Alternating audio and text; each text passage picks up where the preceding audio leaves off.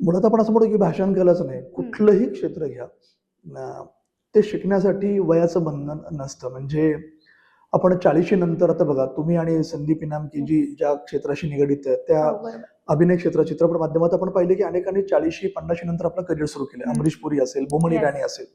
जसं अनेक माणसं एखादा व्यवसाय 40शी 50शी नंतर सुरू करतात, एखाद्या कलेला वेळ द्यायला सुरुवात करतात, तसं मला वाटतं ज्याला वाटतं की सर आता मला हे शिकावंसं वाटतं, तेव्हा त्यांना ते शिकणं गरजेचं आहे. कारण त्यानंतरचा काळ तो कदाचित त्या कलेच्या आधाराने अजून चांगला जगू शकतो, जगणं समृद्ध करू शकतो.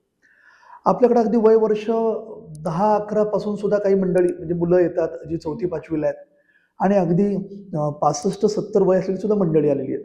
जेंडर वाईज म्हणाल तर मग महिला पुरुष त्यात सुद्धा मी तसंच म्हणेल की त्यात सुद्धा सगळेजण आपल्याकडे येतात. प्रत्येक फील्डमधलं, श्रीमंत असो, गरीब असो, पुरुष असो, स्त्री असो, लहान मुलगा असो किंवा अगदी एखादी वयस्कर व्यक्ती असो, ह्या प्रत्येकाने कोर्स आपल्याकडे केलेला आहे आणि त्याचा रिझल्ट त्यांना चांगला मिळालेला आहे. सो तसं कुठं वयाचं बंधन नाही आपल्या क्लासमध्ये.